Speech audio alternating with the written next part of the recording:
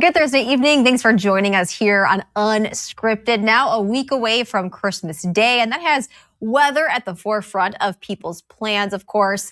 Joe, it looks like snow moving in, really not today, but tomorrow. We're looking at more of a freeze that's coming in as far as the weather. Yeah, and we've had a warm day today. Temperatures have been in the 40s. We've had rain. It felt a little spring-like today. It did. With that warm wind. But, just look here, 40s, 30s, 20s, and then teens off to the west. So that air mass is coming in, and what we expect tonight, Melissa, is that rain and also the just the melting we had. That water is going to freeze up on the roadways tonight. And then we have some snow and wind coming in too. Is this a storm you're going to remember 8 months from now? Probably not, but it's still going to be messy. We also have a number of school closings already coming in. So you can get those on our website, UpNorthLive.com. I'll be back with a look at all of that a little later. All right. Thanks, Joe. And with that flash freeze on its way to Michigan, the Grand Traverse Road Commission already getting prepared. When temperatures drop to 15 or 20 degrees, a simple salt mixture, it doesn't do the best job. So instead, crews like a sand calcium chloride blend. Road crews will be out working around the clock to keep those roads clear and safe for drivers. They're asking the community to bear with them and give them room to do their job. The big thing, there's a law that came out here in the last few years, and it says, we kind of put it as don't crowd the plow. And it's actually that you're supposed to stay 200 feet back from the plow. If you can't see both mirrors on the plow truck can't see you behind it. So give them some room. When they get into intersections, they need to back up and hit that intersection at different angles. So, make sure they can see you. That's a huge thing. The Road Commission also says that if you're plowing your own property, to not push the snow across the road. As we get into those colder conditions, that snow can freeze. And if other cars hit the frozen slush, it can, of course, cause accidents. Well, from weather preps to a Grand Traverse County musician planning for a new adventure, going on a European tour with legendary Paul Simon. Fountain's Nancy Stagnetta plays the flute, and she teaches at Interlochen Arts Academy. She toured with Paul Simon across the U.S. earlier this year, and there are some of her personal photos from that experience. Nancy joins us tonight on Unscripted to give us a glimpse behind the scenes and what is ahead. Nancy, thank you for taking the time to join us tonight. Sure. Thanks so much for having me. First of all, you've had quite the adventure already, but coming up, you are going to be touring with legendary Paul Simon. Tell me everything. Tell me how it is going, and then, of course, how this all came to be. Sure. Well, we had a 56-concert, 20-city tour that took 5 months from last spring through the summer. That was through the U.S. and Canada. So we were coast to coast through the middle of the country and in Toronto and Vancouver. It was extraordinary. It was featuring Paul's most recent album, which is called 7 Psalms. It's a full 33-minute piece. That was the first half of the show. And then the second half was, as he says, a collection of hits and deep tracks. And it was absolutely extraordinary to not only work with him leading up to the tour, but be on the tour with him and these amazing musicians in the band. And we've all returned to our normal lives, whatever that might be. And now we're heading to Europe in April, and we'll be over there from early April until late May with about 26 more shows. Where in Europe will you be touring? We start in Prague, and we'll be in Berlin, Amsterdam, Brussels, Paris, Copenhagen, London, Glasgow, Dublin. I think I hit them all. Amazing. All of those places on my list of places to travel to. Nancy, I want to ask too, you currently play the flute and you teach at Interlochen. So how did this all come into play with Paul Simon? How did this connection happen? Sure. I've been working at a music festival in Italy in the summer for the last few years, the CLAS International Music Festival. And over there, I work with a cellist named Eugene Friesen, who is in Paul Winter Consort, who maybe some of you listeners might be listening to right now during the holidays. They've been around for a very long time. And Eugene and I work together, have become friends. I was on his podcast. We have sort of a kindred love of playing in multi-genres of music. And Eugene was called to join the tour, and it came up that a flutist was needed, and my name came up, and some vetting process happened, and there I was. It was meant to be. Yes. Yeah. And Nancy, and we did talk earlier too that you already have toured with Paul Simon earlier this year. How did that go, and where did that tour take place? That was a fabulous experience, sort of a life experience. That's the one that was through the U.S. We started in New Orleans. We went up sort of the middle of the country, came down the East Coast and then West Coast. And we also were in Toronto and Vancouver. So that kicked off with 2 weeks of rehearsal in March. And then the tour was early April through early August. And I have to ask too, has Paul Simon come to Interlochen? Has he met with any of your students? Are there plans? No, not yet. Yeah. No, that would be so incredible for them. Really, truly. And what are you looking forward to most with the upcoming tour? Gosh, there's so many things. The reunion of the whole group of people, Paul and his wife, Edie Brickell, who's fabulous, and the band of 10 guys and me. We all became sort of like a family. I got new brothers and sisters and the crew, everyone. I can't explain how much joy it was to be with those people and to make music and to be that artistically stimulated for that long. And the idea of being able to do it again and come back together and play for people for whom Paul clearly means so much. Music that has been part of their lives for anywhere from, short time to 50 years. It's beyond special and inspiring. So I'm excited about all of it. Amazing. Nancy, we'll have to check in with you after your next tour and do a follow-up and see how everything went. Of course, document, take pictures, video, and we'd love to check in with you and have the best time. Thank you so much. Yes, thank you for joining us. In other news today, the Gaylord Area Community Meal Program holding their 19th annual Christmas dinner. This is happening tomorrow. It'll take place at the First Congregational Church. Anthony Dockery Fobar, a program coordinator for the meal program, says that he's been part of this volunteer group for 10 years now. And it not only helps feed the community, but it's become a home and a hangout spot for many. We have people from the senior centers come and hang out on Friday, families and kids, and we try to celebrate birthdays and anniversaries and anything that's a milestone for somebody in the community that maybe they're not celebrating with somebody else. At least they're celebrating with family. The Gaylord Area Community Meal Program is every Friday, and it starts serving food at 5 p.m. But for more information on the holiday event, as well as a complete list of community meals happening around Northern Michigan, check out our website, UpNorthLive.com. And that brings us to our question of the day. Christmas Day, just a week away. And with that, we want to know, what day do you plan on traveling if you are going to your holiday destination? Go to our Facebook fan page, Up North Live, or our website, UpNorthLive.com. You can scan the QR code right there on your screen. Let us know what day you plan on traveling, or maybe people are coming to you. We're going to check out those responses coming up a little bit later in the show. Tomorrow could be a very big day for a trio of Northern Michigan business owners. They may learn if there's a solution to a situation that has the future of their businesses and what they tried to bring to a Leelanau County community in question. Up North Live's Mark Shillette explains. We have been lacking is the ability to connect in community. And to facilitate that in this space, in this town, in this time, has been the greatest honor of my life. In 8 months, Rachel Zamanek built something here, something that extends far beyond the book-lined walls. The Folded Leaf was and is supposed to be a place for the community to gather. Downstairs, Liz Netto, owner of Be Well, did something pretty similar.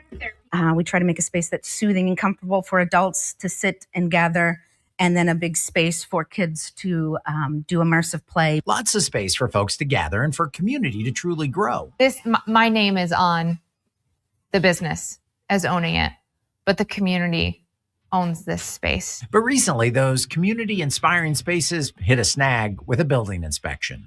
Unfortunately, when they did, they told us that the capacity of the building does not meet what we have been doing. The problem? One bathroom for businesses that host group gatherings and questions regarding emergency egresses. If those changes were made, we would be able to stay in this space and meet code, which would be great. Ultimately, it will be up to the landlords to decide if they want to make those upgrades. If not, they may be forced to move. Unfortunately, there are no buildings available in the town. I have reached out to every possible avenue. but few options in town. We have so much community support, and we know we want to be here. The community wants it here. So we definitely feel like we still haven't looked at all the options of what this building can do. There's a little time, so a little hope that an option presents itself. Hope so that they can stay here doing what they set out to do here. I would love to stay in Cedar. Cedar is my hometown, and there's nothing more I want than to continue having this vision expand in this town. That was Mark Gillette reporting. Now, again, the owners have hopes that they can stay where they are because so much of their mission when they started was to be in downtown Cedar in Leelanau County. And of course, we'll keep you posted on that story.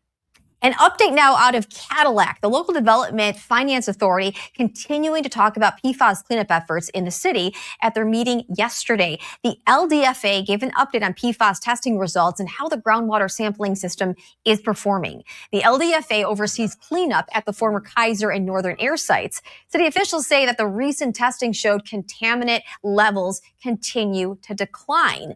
Board members also discussed using carbon filters that could be recycled instead of having to be sent to landfills. Utility officials say that recycling could reduce environmental impact while keeping the system effective. That's why we are cleaning up the water, and the results we're seeing is lower than any of the results we've seen in the previous 30 years of cleanup. So it continues to drop. The board is expected to revisit several of the topics at future meetings. All right. Well, we're going to take another look at that weather forecast as we see some freezing rain moving into the area. Chief Meteorologist Joe Charlevoix takes a look at that weather coming up after the break. I'm Jada Johnson from Big Boys TV, and the Fish and Game Report is sponsored by Johnson's Propane.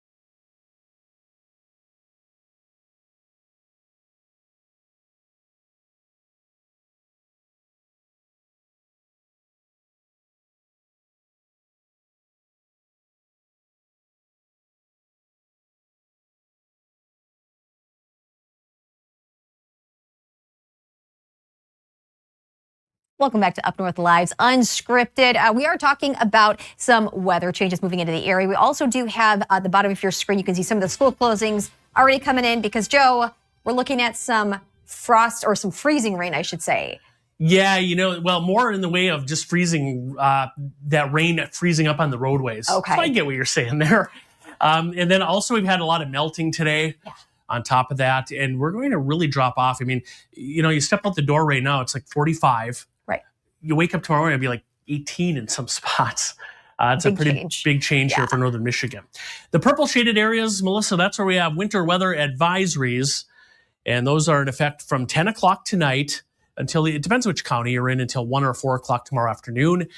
Flash freeze on the road, so that's the main issue. It's the freezing of the rain and also the melting that we've had as this cold air surges in tonight, northwest winds, and then on top of that, 2 to 4 inches of snow possible in some of those counties. So here's a look at this passing cold front, the impacts from that. Some snow, not an enormous amount. We mentioned that 2 to 3 inches for most spots, or for several spots. Wind will be blowing up to 35 miles per hour. So maybe some blowing snow in the morning. And then the main thing is the icy roads late tonight through tomorrow morning. The area of low pressure right over the heart of the UP tonight. The cold air is lurking back behind this. So as this low continues to cross through, and there's what it looks like right now, that cold air will start spilling back in here, switching the rain we've had, which is still just all rain. There's a closer look. We're still in the 40s, so no snow here yet, no ice. And if you have to go out in the next couple hours, I think through 10 o'clock, we should be in pretty good shape. It's after that tonight when a lot of this will start making that switch. There are the current temperatures. Manastee's at 39 along with the Sioux, but everybody else in the 40s. But look upstream. Duluth was earlier in the 30s. It's 9 now, earlier today. International Falls 1. So you see that sharp edge to the cold air. And as that arrives here, there we go. After midnight, that's when the switch over to snow will occur late tonight through tomorrow morning. And then things improve tomorrow afternoon. This isn't going to linger for days and days. We're going to see the snow ending tomorrow afternoon. That moves on. And then Saturday, this is a separate system right there. So if you have travel Saturday, maybe doing some last minute shopping before Christmas, could be a little snowy out there Saturday too. Here's the snow tonight and tomorrow morning. A couple areas, 2 to 3 inches. This is, again, not a massive snow producing system. It's the combination of the ice, the freeze up tonight, the wind, and some of that snow, the timing on that tomorrow morning, which is why you see a lot of the school closings already coming in because the roads are going to be in pretty bad shape for several spots. There's the weekend. Snow showers likely on a Saturday, and then a colder day Sunday. That'll kick up a little bit of scattered lake effect snow. So tonight, a massive drop in temperatures, that rain to snow after 11 p.m., mid-teens to mid-20s. That flash freeze, certainly a possibility. And then tomorrow, we close out the week with morning snow and wind ending. But the 40s, a faint memory tomorrow. Toski 22, morning snow, mainly morning snow and wind expected across parts of northern Michigan. Clare 26, our inland counties east of I-75, you're not going to get as much impact out of this. And there's the weekend. By the way, we're still in fall, technically. First day of winter is Sunday. And then right now, Christmas Day, it looks mild, maybe a few rain showers, and that's a week from now, Melissa. A week from now, yes. In fact, a week from today, yes. Yeah. All right, thanks, Joe. Coming up in sports, we are highlighting one northern Michigan family that's had an immeasurable impact on the Gaylord community when they are wearing those black and white stripes. We'll explain coming up next in sports.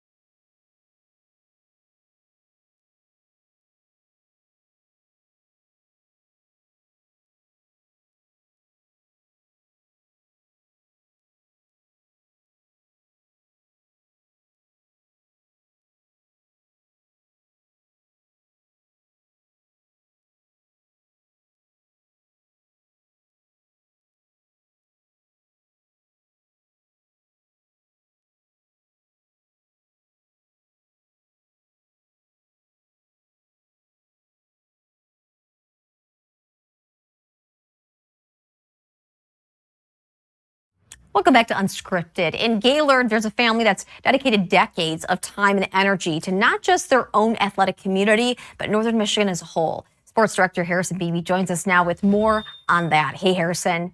Yeah, Melissa, I got a news tip on this story, and I thought, you know what? It's pretty rare that we venture out to a game and we want to make it about more than just the game, but that was the case on Tuesday when I took the trip out to Gaylord to see Gaylord take on Traverse City Central in boys basketball. And yeah, the highlights are important, but the story behind the highlights, especially for this one, was pretty special. The following segment is sponsored by Jimmy John's of Traverse City. Being with all the family here, 100 of them in the crowd, we're going to hear about it for many moons, many family things from there on out. It's just a great atmosphere and a great time for everything.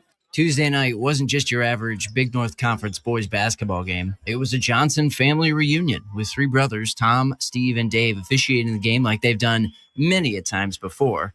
But extra special this time around would be Tom's son Luke and Steve's son Justin on the sidelines as head coaches of Traverse City Central in Gaylord. I had the idea to do the game because these guys would never ref their sons' games. So I figured especially when Justin got the Gaylord job, what an opportunity to do it for not just both these guys, but just a family. Both of our sons being the coaches of the two respective teams. And it's one of those things you just cherish for the rest of your life. Obviously, the players had their say on the court, but it's a court that has a new addition. Gaylord surprising Tom with a court dedication ceremony in his name after 50 years of service to the school and for officiating across Northern Michigan. When I walked down the court and I saw my name on the court, that's when I found out. My wife said they were going to do something. The school wanted to do something. I've been here for 49 years as far as a coach goes. 15 years of football, 22 years of basketball, 8 years of varsity baseball. Coming up will be my 23rd year of coaching golf at Gaylord High School. I just enjoy being around young people, try to make their experience as a mentor so that they can become better young adults as they grow up. Something really special for us, the court being dedicated to my dad, and then all five of us Johnsons, plus my cousin's, my nephew, my cousin's son being on the court. It's something really special for us. The night made even more emotional for Tom, who's been dealing with inoperable pancreatic cancer for over 2 years now, and says he just wants to continue living his life. I've lived with this for 25 months as far as the cancer goes. I've decided I'm going to live my life as if I'm capable of doing whatever I've done in the past. I wish all cancer patients, if they were able-bodied, would get up and live life very normal until a time comes where God says, can't do it anymore. And I'm a prime example of that. I live every day as if nothing's wrong. So, Melissa, obviously a very enriching story for the night, and then a very motivating story by the end of it to know what Tom's been dealing with and will continue to deal with in the days to come. Just really comes full circle about how special life is and all these once-in-a-lifetime opportunities, to ref a game with your son and your nephew and in some cases your grandson. It's crazy to think they weren't going to do it, and then one of the brothers ended up talking them into it, and they all got to share that moment. And it was a surprise to have that court named after Tom by the end of the night. So no doubt that's a memory that's going to stay with him, being a part of that. And just he's enshrined now in Gaylord High School for the rest of time. Oh, and his advice, I think, is just we can all learn from that and take it to heart. Thanks, Harrison. Well, coming up, we are going to take a look at the live results for our question of the day. Check out our Facebook page and our website, UpNorthLive.com, and we'll check in right after the break.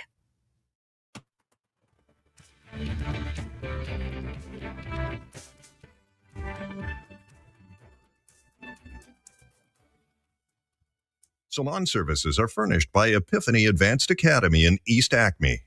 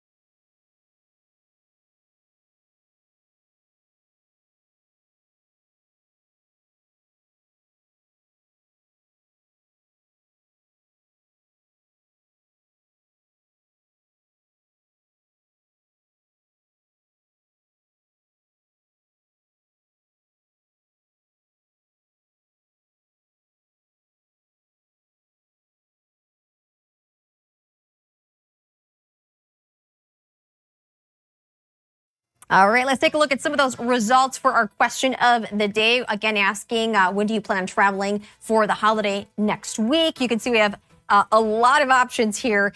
Most people choosing Christmas Day and then Christmas Eve. Those are the two big days traveling wise for people. Let us know, though, if you are traveling, maybe you're having people come to your home. Go to our Facebook fan page, Up North Live, and our website, UpNorthLive.com.